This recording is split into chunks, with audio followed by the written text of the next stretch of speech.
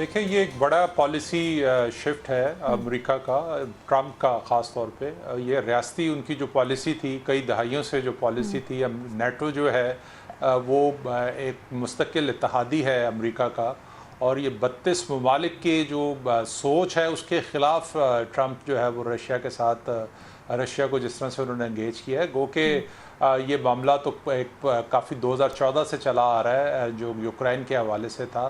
तो अब एक तरफ यूरोप हो गया है, और दूसरी तरफ जो आलमी ताकत की तकसीम थी जो पहले, जिसमें पहले हम देखते थे कि चाइना और रशिया जो है वो एक तरफ हैं, तो अब अमेरिका का एक जो या ट्रम्प का जिसे कह सकते हैं कि एक बहुत इम्पॉर्टेंट फ़ैसला है, और यकीनी तौर पर इसके बड़े नताइज जो है वो आने वाले दिनों में ख़ित्ते के ऊपर भी पड़ेंगे।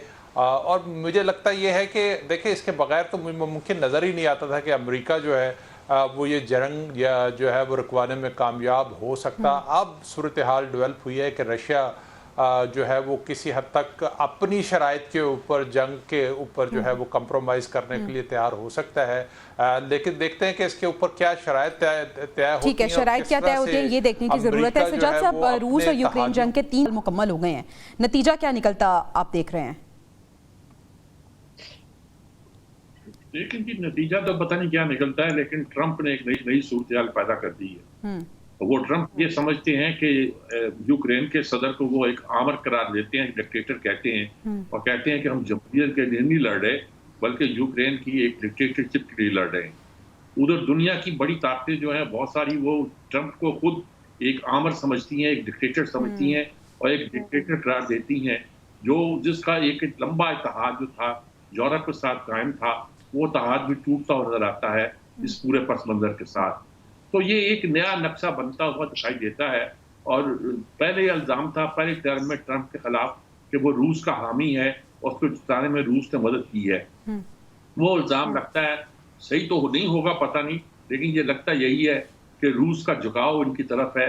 और ये मांग क्या रहे थे, यूक्रेन से मांग रहे थे कि जो रेयर अर्थ जो ज़खायर जहाँ यूक्रेन में है उनको उस पर इजारादारी इनको दे दी जाए। तो अमेरिका भी अपना जिसे कहते हैं लुच चलना चाहता है, फायदा उठाना चाहता है।